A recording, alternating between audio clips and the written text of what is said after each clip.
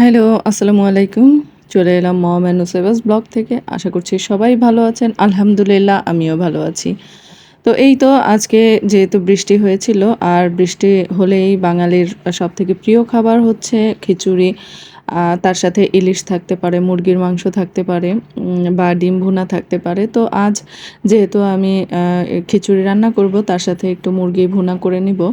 আর এদিকে দেখতেই পাচ্ছেন আমি ডাল ভেজে নিয়েছিলাম, সাথে মুরগির মাংসটাও ভাজার জন্য দিয়েছিলাম। যেহেতু আজ ব্রয়লার মুরগি করছিলাম, তো ব্রয়লার মুরগিটা না ভেজে আসলে রান্না করা ভালো লাগে না খেতে।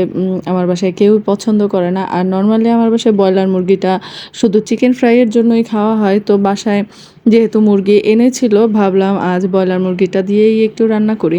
তো এই তো। আর অন্যদিকে হচ্ছে আমি পোলার চাল, তার সাথে পোলার চাল নিয়েছিলাম খিচুড়ি রান্না করার জন্য। আর তার সাথে হচ্ছে ডাল মিশিয়ে সেটাকে একটু ভিজিয়ে রেখেছি।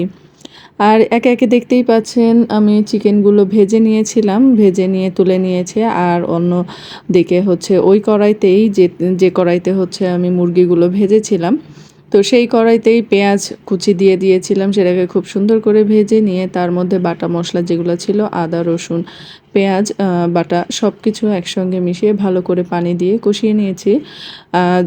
দেখা যায় যে মশলা খুব ভালো করে না কষিয়ে নিলে খেতে কিন্তু ভালো লাগে না, মাংসের স্বাদও আসে না, কোনো কিছুরই স্বাদ আসে না আসলে।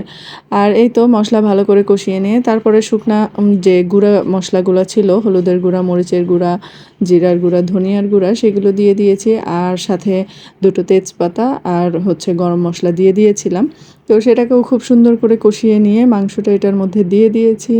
এরপরে মাংসটাকে ভালো করে কষিয়ে নিয়েছি। আর এখানে আমি আলু দিয়েছি, যেহেতু আমার বাসায় একটা বাচ্চা আছে, তো বাচ্চাটার জন্য অবশ্যই আলু দিতে হবে, কারণ বাচ্চারা আলু খেতে খুবই পছন্দ করে। আর এই যে এখানে আমি গরম পানি দিয়ে দিয়েছি মাংসটা সিদ্ধ করার জন্য, যতটুকু প্রয়োজন সেটা দিয়ে ভালো করে ঢেকে দেবো। তো এই তো এরপরে অন্য চুলায় আবার আমি পেঁয়াজ কুচি দিয়েছি একটা হাঁড়িতে। আর সেখানে আমি খিচুড়িটা বসিয়ে দেব। খিচুড়িটা চালের পানিটা ভালো করে ছেঁকে নিয়েছিলাম, ছেঁকে নিয়ে সেটার মধ্যে ছোলার চালটা আর ডালটা একসঙ্গে দিয়ে দিলাম। আর তার সাথে হচ্ছে একটু আদা বাটা দেবো আর হলুদের গুঁড়ো দেবো, যেহেতু একটু হলুদ হলুদ খেতেই নুসাইবা পছন্দ করে। আমার মেয়ে খুবই পছন্দ করে হলুদ খিচুড়ি, তো যার কারণে ও সবসময় ভাতের চালের খিচুড়িটা খেতে পছন্দ করে। কিন্তু আজ যেহেতু পোলার চাল দিয়ে আমি খিচুড়িটা করছি, তো হলুদ না দিলেও খাবে না, সেটা আমি জানি। তো যার কারণেই হচ্ছে হলুদ দিয়ে খিচুড়িটা ভালো করে ভেজে তারপরে পরিমাপ মতো পানি দিয়ে দিয়েছিলাম। আর সাথে উপরে আমি একটু কাঁচামরিচ দিয়েছিলাম, এতে ফ্লেভারটা ভালো আসে, ঘ্রাণ আসে খুব সুন্দর।